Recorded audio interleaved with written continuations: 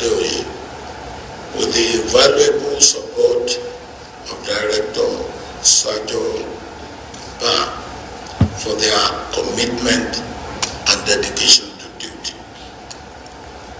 Let me emphasize that the eyes of the world will now shift from the talks to the implementation.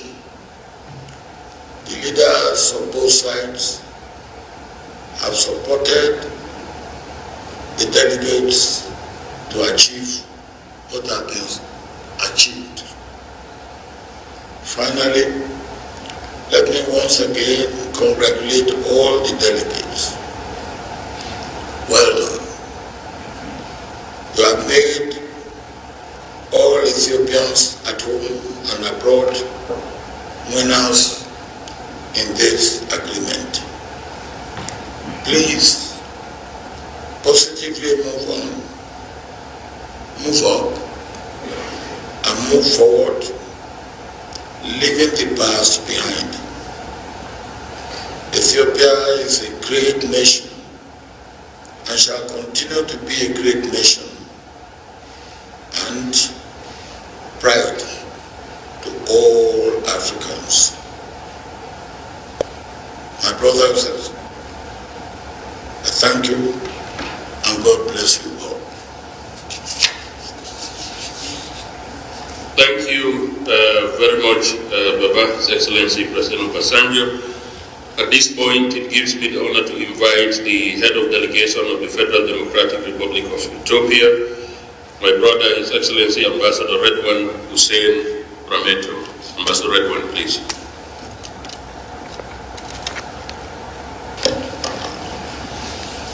Thank you very much. Excellencies, dear friends, on behalf of the participants from the Ethiopian government in these peace talks, I would like to express our heartfelt gratitude to the African high-level panel led by His Excellency former President Olusegun Obasanjo, the AU High Representative for the Horn of Africa, His Excellency former President of Kenya, President Uhuru Kenyatta, and Her Excellency former Deputy President of South Africa, Dr. Fumzile, President of South Africa and AU member panel of the WISE. We've benefited from your immense leadership, experience and wisdom over the course of these talks and in helping us get to South Africa. In these talks, you offered your guidance and support to the two sides. We are proud that you've shown the world the reservoir of wisdom in our continent and our capacity to resolve our problems. We are pleased that you accepted to support the implementation of the agreement we've signed today. Your work started with the initiative of the chairperson of the African Union Commission, His Excellency Mr. Musa Faki Mohamed. We applaud his vision and leadership. Commissioner Bankole, Adoye, Dr. Alhaj Sajoba, and their colleagues deserve our appreciation for their tireless work. Our deep appreciation goes also to His Excellency President Cyril Ramaphosa, the President of the Republic of South Africa, and indeed to the people of the Republic of South Africa for their generous hospitality. We are grateful to Her Excellency Dr. Nadeli Pandor, South Africa's Minister of Department of International Relations and Cooperation, for the excellent facilities she put at the disposal of the talks. We are indebted to all her colleagues for putting an extra hours to ensure the conditions are for the peace talks to continue and reach these positive conclusions. We thank the observers, Dr. Wektawi, the Secretary General of IGAD, Sana Tete, the Special Envoy for the Secretary General of the United Nations for the Horn of Africa, and Ambassador Mike Hammer, the U.S. Special Envoy for the Horn of Africa, for accompanying and supporting these peace talks. We shall count on their continued support to Ethiopia to quickly move towards rebuilding communities affected by this conflict. The level of destruction is immense, and thus darkness are massive. We thank our brothers from the other side also for their constructive engagement to allow the country to put this tragic period of conflict behind us. It is now for all of us to honor this agreement. We must be true to the letter and the spirit of this agreement. The people of Ethiopia expected more than the text of this agreement. They demand peace and harmony. They desire development. They have charted a promising and bright future. The government on its part will take various proactive measures to nurture democracy and inclusive development in the country. Our democratic institutions have started delivering tangible progress. We will continue the institutional strengthening process. We have charted an inclusive national dialogue process to put Ethiopia on an even stronger foundation. In the course of this conflict, we've also witnessed a complicated picture of the relations with various foreign actors. Our sisters and brothers from Africa remain true to their principled stance that Ethiopians must own and resolve their differences. They advised and encouraged us to reach this day. We hope others will learn that such a generous and firm direction is the one to take in dealing with such delicate situations. Friends of Ethiopia deserve also our special thanks. It is now time to revitalize our relations with our partners and put them on a solid footing based on principles of international law governing international relations. We look forward to exploring ways of reinvigorating our ties with all our partners. We thank you all for your patience and support of Ethiopia, and I invite you to visit us and admire the wonders of our country while we keep on joining hands for our future betterment and enjoy also our hospitality of our people. I thank you very much. Thank you very much, my brother, Ambassador Redwell. At this point is an opportunity to also call on my other brother, the head of delegation for the Tigray People's Liberation Front, Mr. Gashu Reda. Gashu. Thank you, Excellency, Mr. Olusegun Obasanjo, former President of the Republic of Nigeria and Chair of the AU High-Level Panel. His Excellency Uhuru Kenyatta, former President of the Republic of Kenya, Her Excellency Madam Fuzile Mulambo, former Deputy President of South Africa, Her Excellency Dr. Pandor, Minister of International Cooperation and Foreign Affairs of South Africa, Excellencies, partners, brothers and sisters. I would like to thank the AU and the AU High-Level Panel for having conducted a successful negotiation the last 10 days. Obviously, the last 10 days were not a particularly exciting experience in the sense that there was so much haggling over what would otherwise be considered trivial issues. But ultimately, the fact that we have reached a point where we have now signed an agreement speaks volumes about the readiness on the part of the two sides to lay the past behind them and to chart a new path of peace development. Making peace obviously has proved more difficult and more intractable and elusive than presiding over the killing and destruction, the killing of women and children and destruction of property.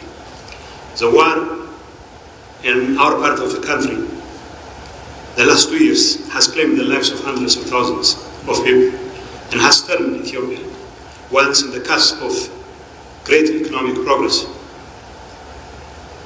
into a bad parody of itself and caused tremendous suffering to the people of the country. Our people have been killed not only through bullets, but also for lack of food and medicine. Our children do not go to schools. Our hospitals are not functioning because of the war. We have always felt this war was imposed on us, and we have always been ready to do everything in our power to stop this war. Now that we are here to sign an agreement, to at least explore the opportunity to see if we can make peace, and it is within reach. it will come as a relief not only to the people of Tigray, but also to the entire Ethiopian population. And I hope, it's my hope and expectation that the two parties will continue to honor their commitment and redouble their efforts to make sure that the agreement they have signed is implemented and in a manner that satisfies the interest of our people. As you know, the humanitarian crisis has been particularly dire, and the fighting in the last 70 days has claimed for more lives. As we speak, as we are here ready to sign an agreement, thousands of combatants from both sides, as well as civilians, are losing their lives. So it is incumbent upon us not only to sign this agreement, but also to make sure that it's immediately implemented, and the follow-up activities that are required to make sure such an agreement is implemented to the fullest extent possible are carried through in earnest. And on our part, we are ready to do everything in our capacity to expedite the implementation of this agreement, and it's our hope and expectation that our brothers from Addis Ababa will do the same. Obviously, like I said, we cannot solve our problems when there is too much testosterone in the room. Obviously, some of you have been complaining that the delegates from both sides have little in the way of feminine presence, and people advise us that probably the presence of women would have made a difference as far as making peace is concerned. So when there is too much testosterone, and when there is too much willingness on the part of the two sides to fight till the hell freezes over, it is the children and the women who find themselves at the receiving end of the suffering. And unfortunately, it's unfortunate for myself and my comrades here who have once served in the same government. It took traveling all the way to South Africa. I'm not complaining that I traveled to South Africa. I have always loved being in South Africa. But it is quite tragic. It took a haggling of several months for us to come together and explore an opportunity for peace. Now that Chief Obasanjo, President Kenyatta,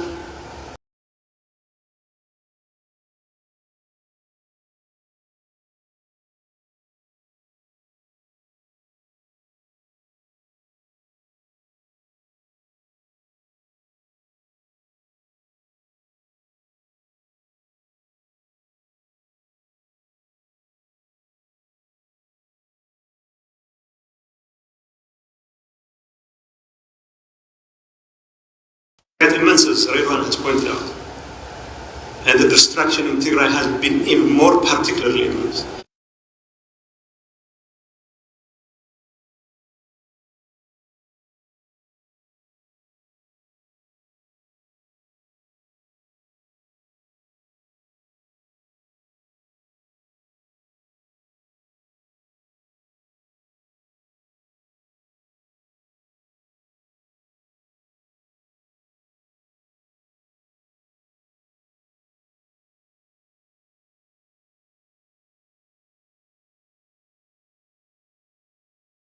Painful concessions, because addressing the pains of our people is far more important than the kinds of concessions we have made. Yes, we have made concessions because we have to build trust, and we have to make sure that every one of us builds on that trust.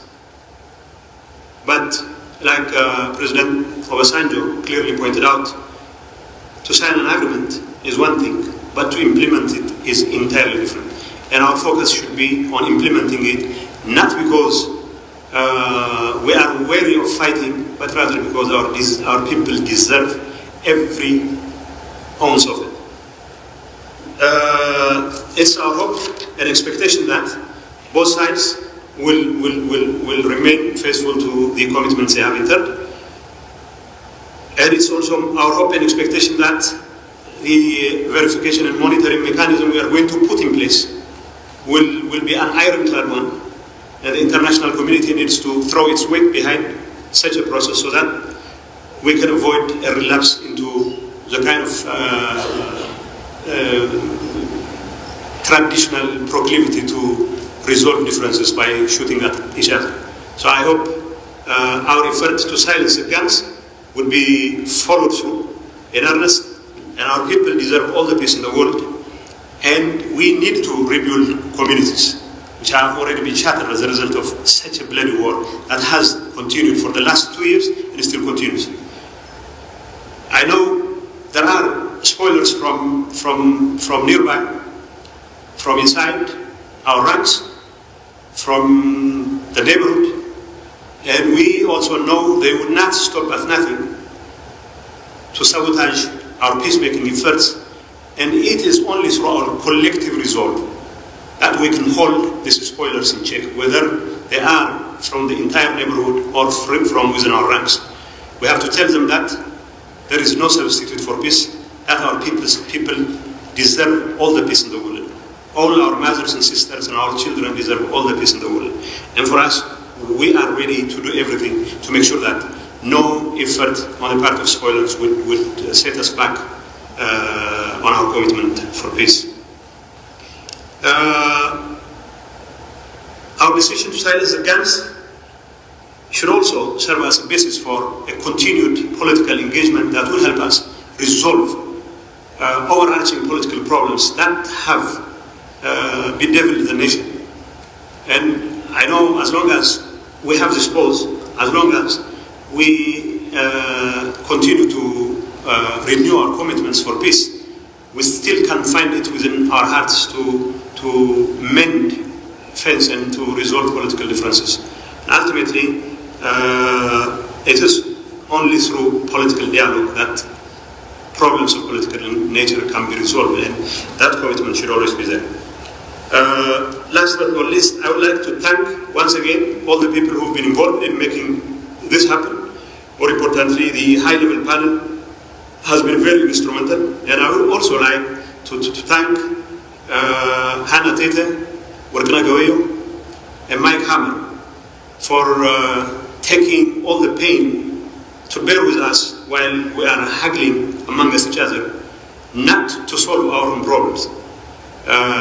Hopefully, they will remain engaged in the entire process, and we have every confidence in the panel and in the African Union and their commitment to carry through their responsibilities, and of course to make sure that our agreement which we are signing today becomes implemented and to the fullest extent possible. Let's take this opportunity to once again rededicate ourselves to rebuilding our communities and to seek political and peaceful solutions to the problems that our communities face. Thank you. Thank you very much, Gashu. At this point, I would like to call on the representative of the observers, my sister, Excellency, the UN Special Envoy for the Horn of Africa, Madame Hannah Tete. Madame Hannah, please.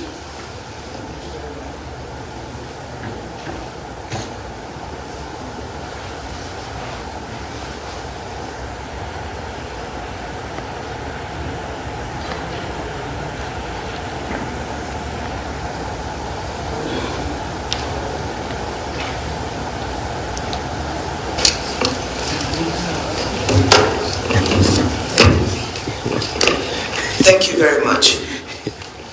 Your Excellency, the Chair of the AU High-Level Mediation Panel, the former President of the Federal Republic of Nigeria, Chief Olusegun Obasanjo, Your Excellency, President Uhuru Kenyatta, the former President of the Republic of Kenya, Your Excellency, Madam Funsile Malambo Nguka, the former Deputy President of the Republic of South Africa, Your Excellency, Dr. Naledi Pandor, the Minister I'm sorry, I've got to make sure that I check my notes. The Minister for International Relations and Cooperation of the Republic of South Africa, Your Excellencies, the representatives of the Federal Democratic Republic of Ethiopia, gentlemen representatives of the Tplf from the Tigray region, thank you very much for the opportunity to make a statement on behalf of the observers to the Ethiopia peace process, the Executive Secretary of IGAD, Dr. Wakeme Gabriel, the Special Envoy of the United States to the Horn of Africa, Ambassador Mike Hammer, and myself, the UN Special Envoy to the Horn of Africa. And perhaps, Your Excellencies, on a lighter note, I can bring down the testosterone. The last few days have been quite intense. And clearly, the path to arriving at this agreement has not been an easy one to tread. We wish to congratulate both delegations for their willingness to listen to each other and make the necessary important decisions to address each other's key concerns for the benefit of all of Ethiopia. This, however, is just the beginning of this journey, and implementation will require greater collaboration and actions to build confidence to return your beautiful and great country to peace. We are ready to continue to work with you in support of this effort. We want to express our sincere appreciation to His Excellency President Olusegun Obasanjo and members of the AU High-Level Mediation Panel, President Uhuru Kenyatta and Deputy President Fumzile Malambo Nguka, for deploying your wisdom, your experience, and your patience in facilitating this process to assist the two delegations to arrive at this outcome. We also wish to thank the chairperson of the African Union Commission, Musa Faki Mohammed, for his leadership of the African Union Commission in support of this process. We must also express our great appreciation to His Excellency President Cyril Ramaphosa, President of the Republic of South Africa, Her Excellency the Honorable Minister of International Relations and Cooperation, and the Department of International Relations and Cooperation for their facilitation of this meeting and for their generous support to this process. This is an opportunity to chart a new course. The young men and women who have been mobilized to fight will now have the chance to return to their homes and their families. They will not have to live with the fear that this day could be their last. And their families will bless you for creating the conditions for them to be with their children. Not because they are not patriotic or ready to support their cause, but because life is a gift to be cherished, and children are a gift to be cherished. We as observers commit to support the implementation of this agreement, the humanitarian response in the first instance, and we are also ready to accompany this process of providing support and assistance in all three regions of northern Ethiopia, Afar, Amhara, and Tigray, that have been affected by the conflict, to help people rebuild their lives.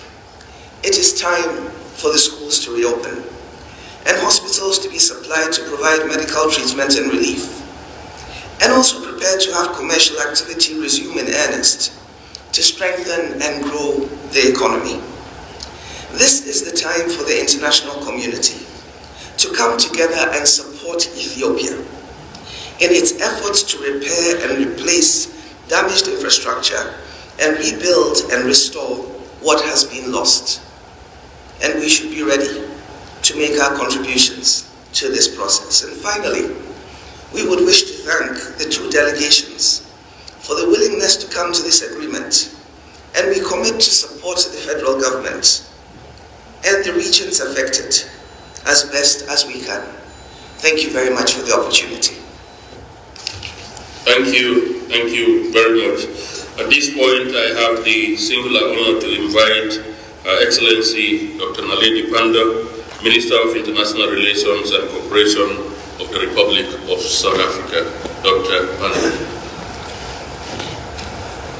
Your Excellency, Chair of the Facilitation Panel, former President Obasanjo, Your Excellencies, former President of Kenya, President Uhuru Kenyatta, and former Deputy President of South Africa, former Deputy President Phumzile Mlambo Ngcuka, members of delegations of the Federal Government of Ethiopia, and those of the Tigray People's Liberation Front, officials from the African Union, senior officials from the Department of International Relations and Cooperation, distinguished observers, members of the media, I am the most relieved person in this room.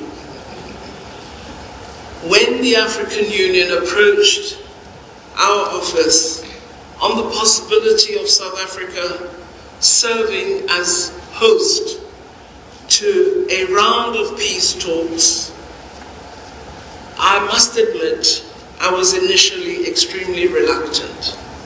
And my response to the African Union was, I have to think about it. And after I've thought about it, I have to approach President Ramaphosa. When I spoke to President Ramaphosa, he said, of course, Minister, we cannot decline. It is a duty that South Africa must assume and undertake, right up to the logical conclusion of peace. So, colleagues have to thank President Ramaphosa because I was very nervous. Allow me to welcome, on behalf of the people and the government of South Africa, the successful negotiation of this cessation of hostilities agreement between the federal government of Ethiopia and the Tigray People's Liberation Front. We extend our congratulations to the leaders on both sides. For us, this agreement signals a commitment to ending the use of force to settle differences and disputes, and confirms the correctness of our own country's principled policy position that political differences are best resolved through meaningful dialogue and diplomacy. This agreement also underscores the importance that the leaders on both sides have attached to the lives of their people, including to the fighting forces, to their families, to women in their communities, as well as to the suffering children of war. The message that comes out of these talks is clear. There are no winners in war, and wars do not solve problems. Invariably, the underlying reasons for conflict will persist unless they are resolved through dialogue. The use of force serves to destroy lives, livelihoods, infrastructure, and to merely prolong human suffering. This is why, as South Africa, we've always urged the African Union that as a continent, we must give much more focused attention to preventative interventions, structures, and mechanisms. Peace building is much more difficult than waging a war. The real heroes are those who work toward building peace and sustaining it. We therefore humbly call on the leaders of both sides to continue to work toward maintaining this peace through implementing the agreement in full, as they have committed to do in front of us. The engagement to build stability, to sustain peace, must continue in Ethiopia and lead to the securing of an enduring peace. We are honored as South Africa to have been the host for these talks, and we are keen to provide further support to the African Union, working closely with the facilitation team to ensure that peace is indeed maintained in our sister country, Ethiopia.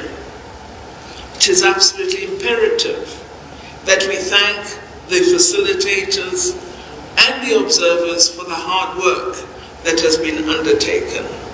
We thank His Excellency, President Olusegun Obasanjo, His Excellency, former President Uhuru Kenyatta, and Her Excellency, former Deputy President Phumzile Mlambo Ngcuka. We also thank colleagues of the African Union Commission and all the observers, as well as the resource personnel who have helped steer the talks.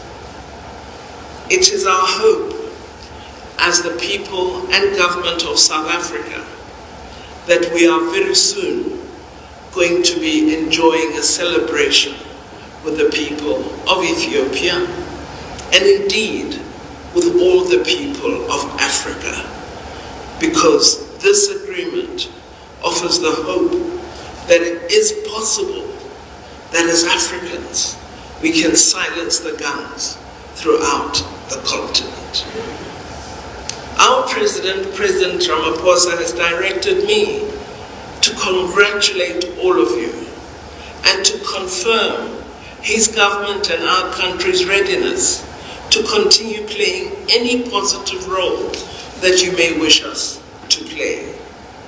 We are heartily encouraged by this example, and we are indeed really privileged and honored that this first sign that our path, our walk to silencing the guns is probably a successful one. We are absolutely privileged that that path and walk has begun here in South Africa. I thank you, moderator. Thank you very much, Honorable Minister. Excellencies, President Obasanjo, President Uhuru Kenyatta, Madam Mzile, this brings us to one of the most important and critical points in today's signing ceremony. The parties, Excellencies, have agreed to issue a joint statement, and as a demonstration of their commitment and the bonds that bind them as brothers and sisters, is a two-page document with 12 paragraphs. They have divided them evenly and will have Ambassador Redwan Rameto read the first part of the joint statement, and that will be followed by Mr. Getashu Reda, which will bring us to the signing ceremony. So without further ado, I would like to call on Ambassador Redwan for the first part of the joint statement between the government of the Federal Democratic Republic of Ethiopia and the Tigray People's Liberation Front. Ambassador, over to you, please. Thank you, Dr. Ba. In fact, I often get to read the first page, but he delegated me to begin, so I will happily begin reading. Joint statement between the government of the Federal Democratic Republic of Ethiopia and the Tigray People's Liberation Front, Tplf. As per Article 3 of the Agreement for Lasting Peace and Permanent Cessation of Hostilities, the representatives of the government of the Federal Democratic Republic of Ethiopia and the Tplf have agreed to announce to the people of Ethiopia and the rest of the world that after 10 days of intensive negotiations have concluded a peace agreement. Second, we've agreed to permanently silence the guns and end the 2 years of conflict in northern Ethiopia.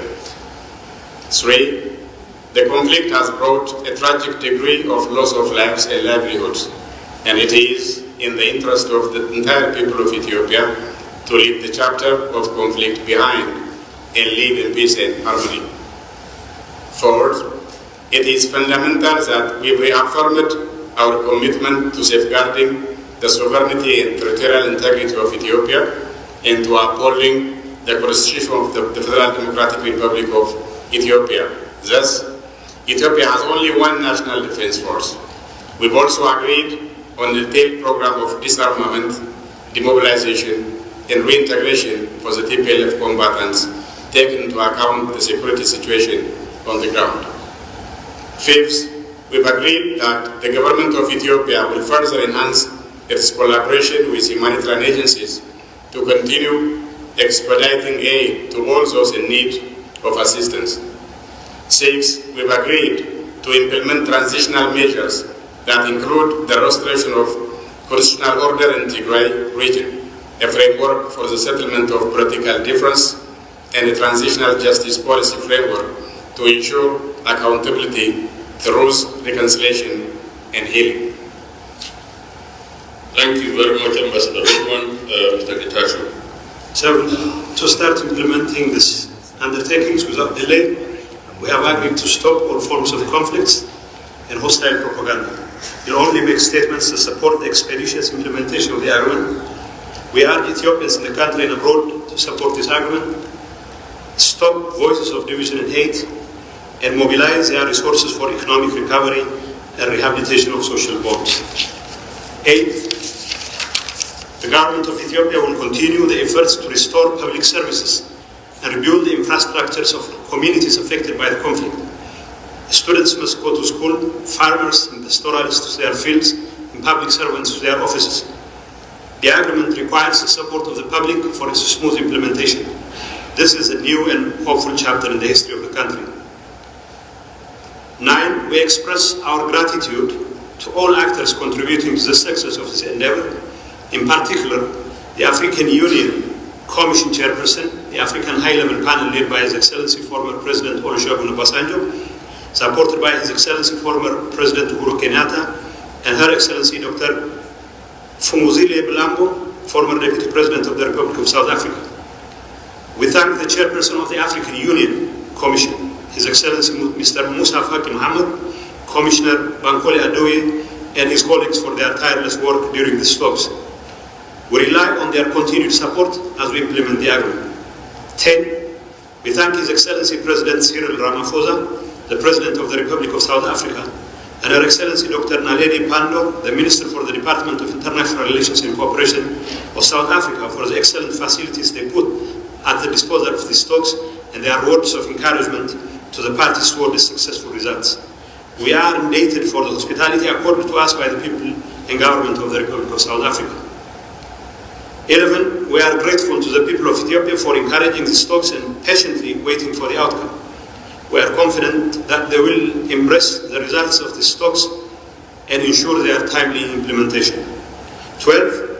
Finally, we are confident that friends of Ethiopian members of the diplomatic community will lend their support in rebuilding infrastructure in affected communities and the economic recovery of the country. We call on all types of media outlets to support peace, reconciliation, unity and prosperity in Ethiopia. Jointly delivered at Pretoria, the Republic of South Africa, 2nd November 2022. Thank you very much, Ambassador Redwan and Getachew. Excellencies, with your permission and that of the Minister, may we give them a round of applause. Excellencies, at this point, we now have the formal signing ceremony. So we'll bring the table to the front, and I would like to invite Mr. Getachew Reda and Ambassador Redwan, if they can come to the table for the signing of this very important peace agreement.